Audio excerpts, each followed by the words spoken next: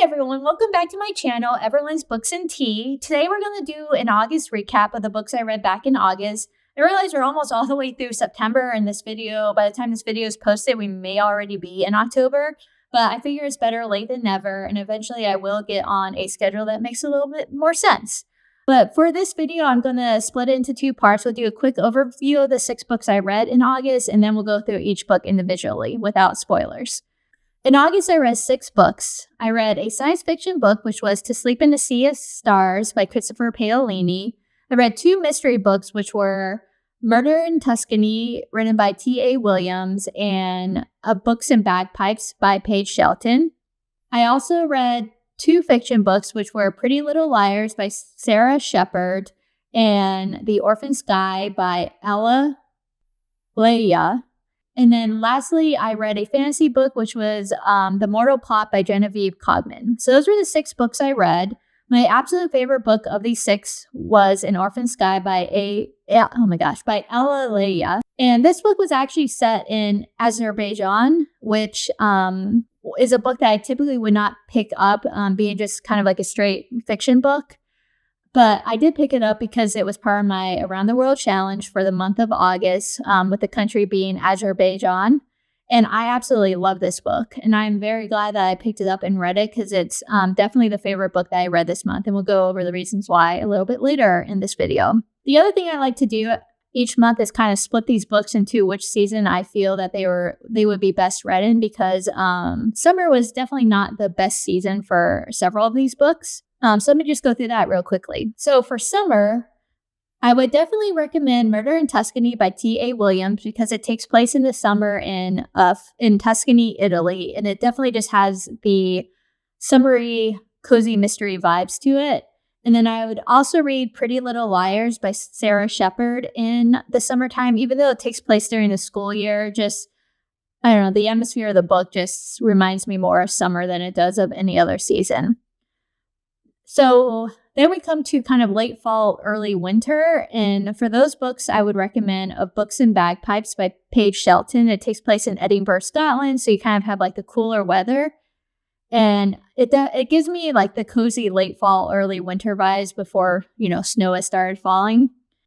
The other book that would also fit the late fall, early winter is The Mortal Word by Genevieve Cogman. It takes place in a alternate Paris, and the weather just seems kind of like chilly, so I feel like this is a good late fall / early winter book as well.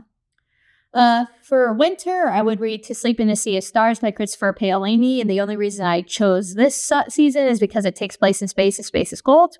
But otherwise, I think this book you could kind of read at any time of the year. If I had to choose a season, it would be winter. And then lastly, for spring, I would read The Orphan Sky by Ella Leia, because it's just kind of like a new beginnings book, and it just reminds me of like springtime when everything's starting to grow. So now let's go into each book individually, and I'll just give a quick kind of recap, spoiler free, of each of these books and what I thought about them.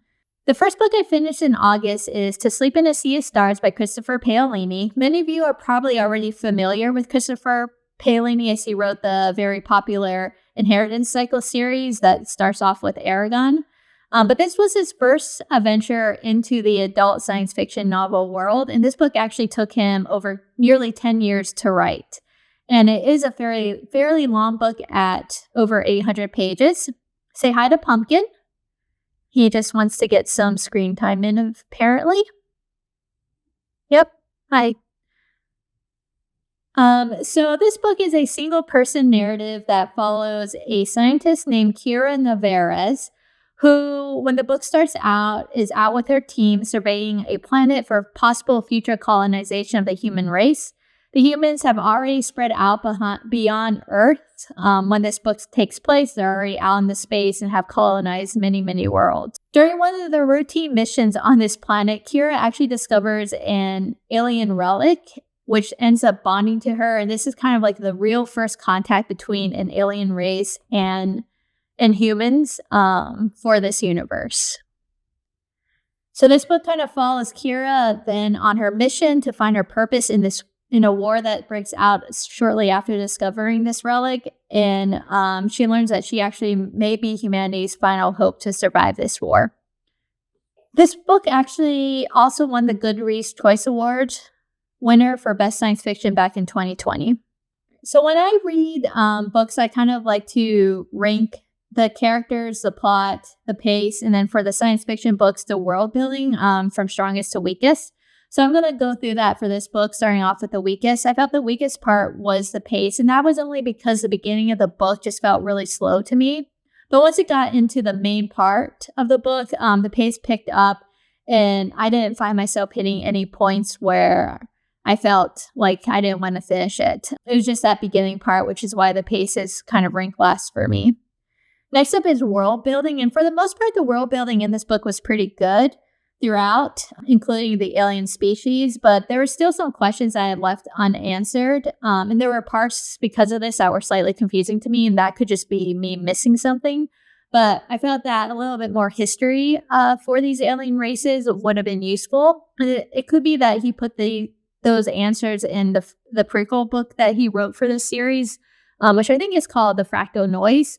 But for this part, I felt just a little bit more information on the past of these alien species that we encounter would have been useful for this book. The second strongest part of this book for me was the plot. It was an interesting plot. It was the typical first alien contact plot, but there was a lot of unique parts about it, including the aliens themselves, I felt. I don't read a lot of alien contact books, so this could just be because of that. I felt it was unique. But I did enjoy the plot, and I didn't feel like I got drawn down anywhere in the plot, again, except for that beginning. But once we were into the main plot, I really enjoyed how the book went, and I felt like the plot came to a fairly good conclusion as well. I didn't feel like I was left hanging or anything like that. And then the strongest part of this book for me was the characters. I felt the majority of the characters were actually really fleshed out, from the main character to the secondary characters in this book. And not only that, I felt like the characters kind of grew throughout the book. You could see that the experiences that they had kind of changed how they interacted with things later on in the book, which I really liked. Not only for the main character, Kira, but again, for a lot of the secondary characters, you could kind of see them change throughout the book, which is why I put characters as the strongest part of this book. So that was To Sleep in the Sea of Stars. Overall, I did really enjoy it. And it's definitely, if you want to read a first contact book, if you can get through that first part of the book, I think a lot of people would enjoy this book.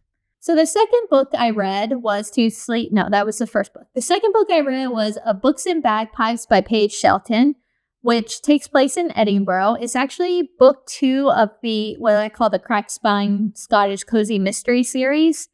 And the book is a single-person narrative, which follows the main character, Delaney Nichols.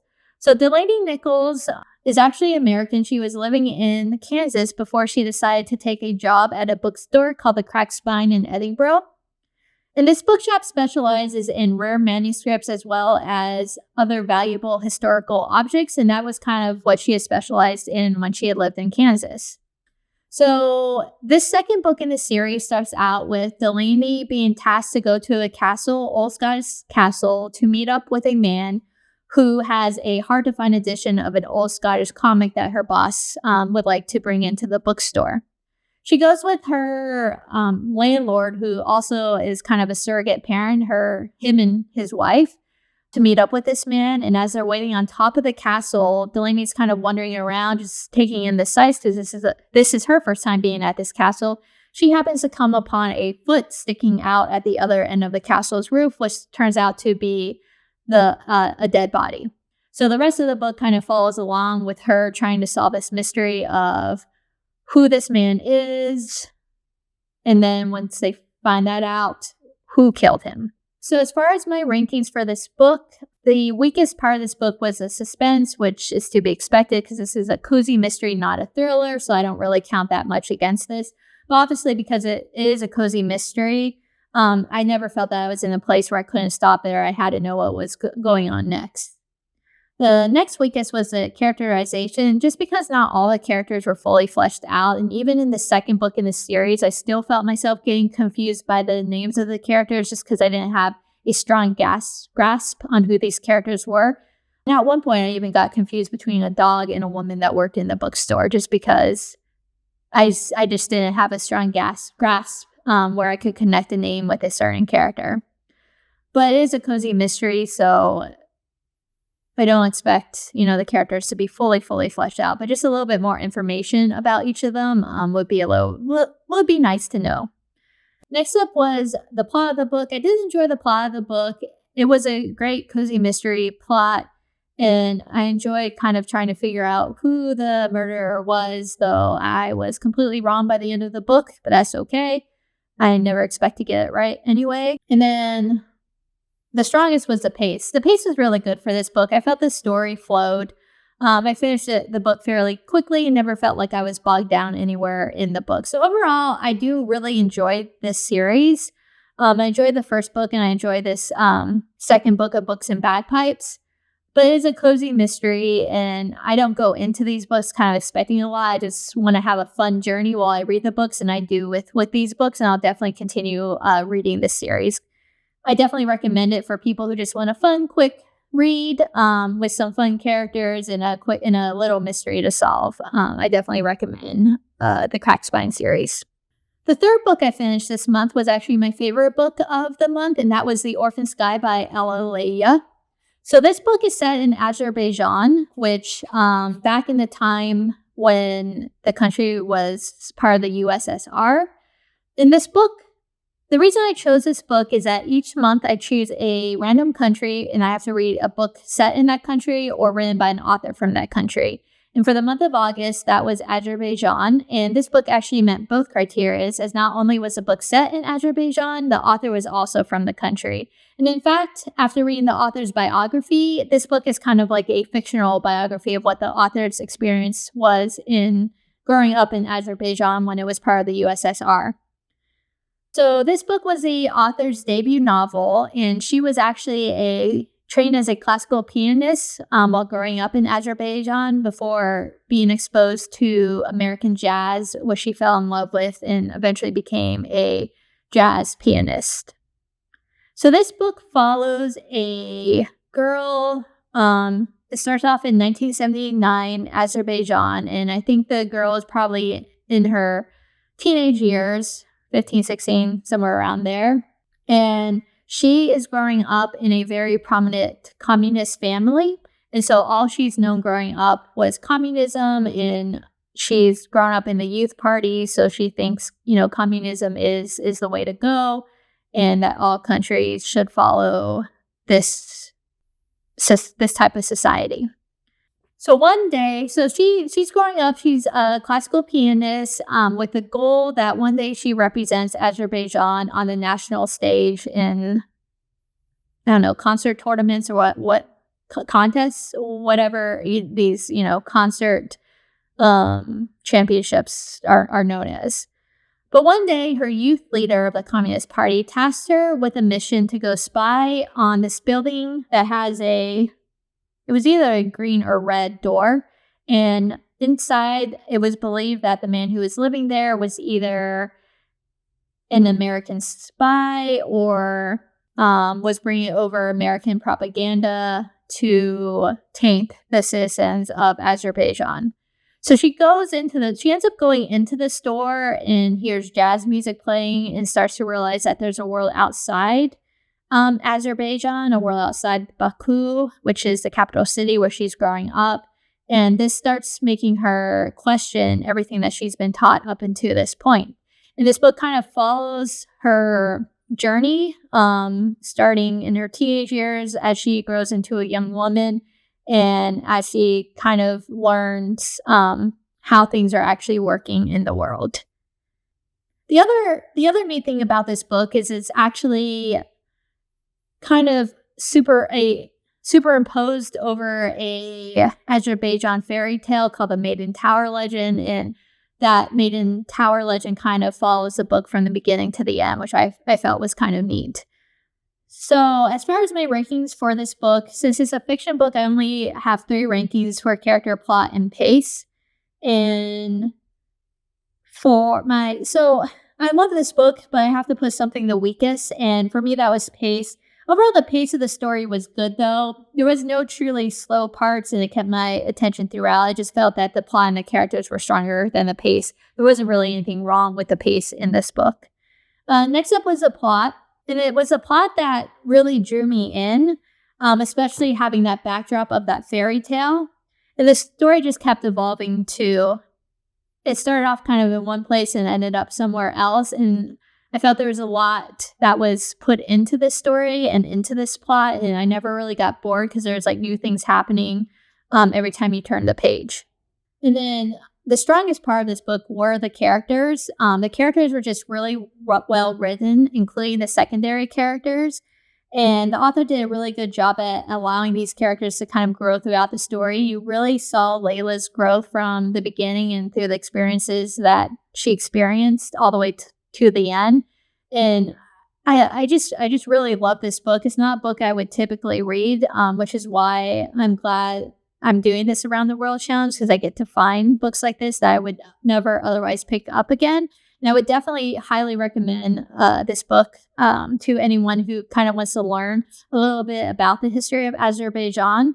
I will say, though, that there are definitely some triggers in this book, so I would definitely recommend looking up any trigger warnings to make sure that it's a book that you feel safe and comfortable reading before going ahead with it.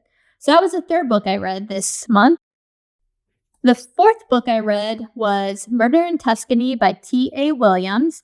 And this is the first book in the, first book in the Oscar and Dan Armstrong Cozy Mystery series that take place in Italy. But like I said, it was by T.A. Williams, who is who before writing these cozy crime novels actually was a romance author, which I found kind of interesting. So this book is set in Tuscany, Italy, in a home that is owned by this renowned crime writer, Jonah Moore. It's a single-person narrative that follows former DCI Dan Armstrong, who was a detective for Scotland Yards and who has just retired and has also separated from his wife. So he had a lot going on as far as his personal life goes.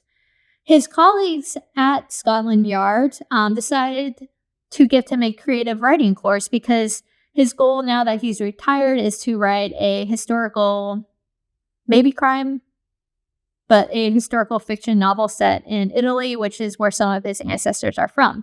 It's just this writing course was set in Italy. His co-workers thought it would be a good idea for this to be his present. Only he then finds out that this is not just any creative writing course, it's actually a creative writing course for authors who write erotica, which DCI Dan Armstrong definitely does not. But despite this, his daughter convinces him to go, as the course is going to be held in Italy, and she knows how much that he's always wanted to travel to Italy. So Dan Armstrong ends up going to this class, again hosted by the crime writer Jonah Moore, along with several other writers. Days into this course, though, Jonah Moore ends up murdered, and now Dan finds himself helping the local Italian police to find the killer. And as he discovers, most of those living in the villa, from the course attendees to the course people who are running the course, a lot of them have secrets to hide. And also, there's a dog in the book named Oscar, who Dan falls in love with, and just so everyone knows, no harm comes to this dog in the book, so you don't have to worry about that. I always do when I see there's an animal in the book. So as far as my rankings for this book, again, suspense is going to be last just because it is a cozy mystery. There's not really any true suspense in this book, though I would say it's a little bit more suspenseful than A Books and Bagpipes, because by the end, I was definitely wanting to know who killed Jonah Moore. Next up is characterization. I did enjoy the main character, Dan Armstrong, and you could see him kind of develop through the book, but some of the supporting characters, again, weren't as well developed, which I feel like is a trend with cozy mysteries. Some of them were more developed than others, but again, I was getting them confused in the books just because I couldn't keep the names straight with the characters. Pace, the book moves along great. It was a really good pace. I think I finished this book in 2 days.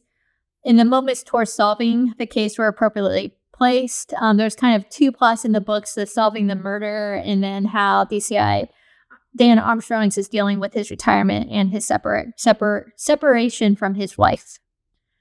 So overall, I felt the pace moved great for a cozy mystery. And then first up is the plot. I really enjoyed the plot, and I was definitely surprised by who ended up being the murderer. I did not see it coming. I thought it was someone else entirely, but I think the plot was good for a cozy mystery plot, and it was just, again, another just fun book to read. I would definitely recommend it, again, for those who just want a cozy mystery that is fun to read and that is easy to read. You don't really get bogged down in it. So if you're, in between 2 harder reads, this is a good one just to kind of clean your palate, enjoy before jumping back into those harder novels. So that was my 4th book.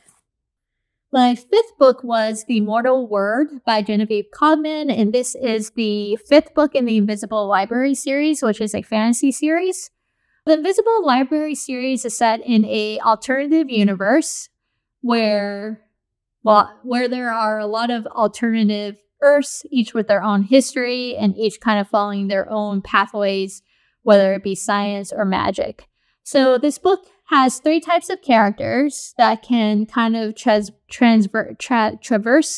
through the different worlds. The first are the dragons, which can be human in form, or they can take their dragon form. The dragons are known for their orderly structure.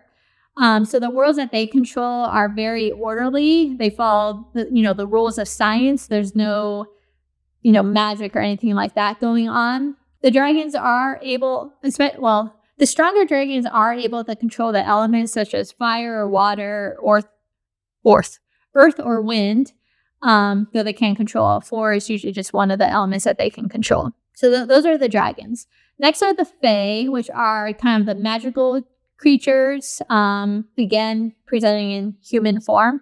They represent chaos, so the worlds that they control are usually very chaotic. They don't follow the rules of science. There's a lot of magic going on. And the stronger Fae are typically based on fairy tale characters, so whenever they interact with humans, the humans kind of interact towards them as if they were like fairy tale characters. So if they were a princess, everything goes right for them.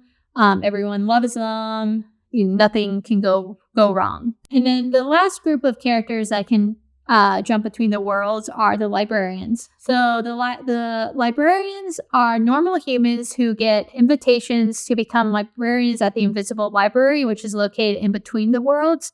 And through the library, the librarians have access to all these alternative universes. And their job is to find these rare books that are typically editions that can only be found on, 1 or 2 worlds, and bring them back to the library to help maintain the balance between chaos and order. So this book follows the main character, Irene, who is a librarian, and the whole series kind of follows her journey, which each book kind of following the trouble that she gets into when she tries to find a book and bring it back to the library, or a mystery that she finds that she has to solve, or someone gets kidnapped and she has to go figure out why that happened. So the concept of this book is that the Fae and the dragons, who are typically always fighting each other, are coming together to sign a peace contract to keep the worlds all peaceful and to decrease the fighting, because when these 2 groups fight, it not only usually kind of destroys the world that they're fighting on and the humans on them. So this peace contract is to kind of prevent that. And the librarians have been given the role to be the neutral aspect of these peace contracts and make sure that both sides are doing what they're supposed to. But then one of the dragons ends up being murdered, and Irene is brought in to figure out who murdered this dragon before these peace talks go downhill. So as far as this book goes, as far as its rankings go, I would put characterization as 4th, just because I feel like in each of the books, the characters aren't as well fleshed out as I would like. They are fleshed out some, but I had to put something last. And for me, I would just like to know more about the characters, especially the main characters. I feel like I know them now, but I don't know a lot of history about them and how they got to where they are currently. And that's kind of like what the parts of the characters I would like a little bit more fleshed out. The world building is 3rd for me. And that is because there's just still a lot of unanswered questions I have all the way into this 5th book about how the Invisible Library works and how the librarian's kind of magic language works. Most of all, I still don't understand how bringing a book back from a world will help keep the world in balance. And I would just like that fleshed out a little bit more. Other than that, I think the world building's good. I like the dragons. I like the Fae. And I felt those characters were really kind of thought out well with the order and the chaos, but just a little bit more history on the librarians as far as the world building goes. And I think the world building would be amazing at that point. Next up is pace, just because the parts of the story were a little bit slow for me. And that's true for a lot of her books. It's kind of like a more slow fantasy book. So there's not as much action as in some books. And that's just why I put pace below the plot. Again, pace is the second strongest for me. So overall, I think the pace is good. There's just a little bit of slow spots here and there, but that's just because it's more of a slow burning fantasy book versus a action-packed fantasy book. And this is a type of fantasy book I kind of enjoy in the fall, winter times anyway. And then last is the plot. I just liked how the plot played out here. It was kind of a mystery within a fantasy setting, which I felt was, fun to read. I enjoy the characters, and I just would like a little bit more information on them is all. But I felt that this was another unique plot that she had. None of the 5 books in the series I have read so far have similar plots at all. Each plot is very different from the one before, which I really like about these books. And there's 3 more books in this series, and I'm definitely going to read them. They're kind of like a cozy mystery fantasy series for me, and I know I can go into them without worrying about getting lost in what is going on in the plot. I know that they're kind of easy reads, and they're just very nice, slow burning reads for me. And I definitely enjoy this series, and I'm looking forward to reading the rest of the books. And there may be more books after that. I don't know if she's completed this series or if she has more books planned, but I definitely recommend the Invisible Library series for those who want a series based more on kind of like magic and dragons and fae. Versus like action-packed series. And then the last book I read was Pretty Little Liars by Sarah Shepard, which is the book that the TV series Pretty Little Liars was based on. So I chose this book just because I needed a quick book to end August with, and I just kind of wanted to see how the book was versus the TV show, which I saw, a couple of episodes of. So Pretty Little Liars is based on a group of friends who, at the beginning of the book, one of their friends, Allison, goes missing. The book then jumps ahead a couple of years, and the 4 friends that are left, Arya, Hannah, Emily, and Spencer, are no longer friends, but they have all started to receive these mysterious text messages from an unknown number, which are signed A, and the text messages contain a lot of secrets that they thought that they had only shared with Allison and that no one else knew. So they all kind of get a little anxious and nervous about that. So as far as how I would rank this book, I would rank characterization last just because the characters felt a little bit one-dimensional to me. I didn't really feel that I got to know them very well. I got to know maybe like 1 or 2 aspects of each character, but they didn't feel as fleshed out to me as they could have. And that could be because it's a book that's written for a younger age group. But I felt like that aspect could have been done a little bit better. Next up is plot.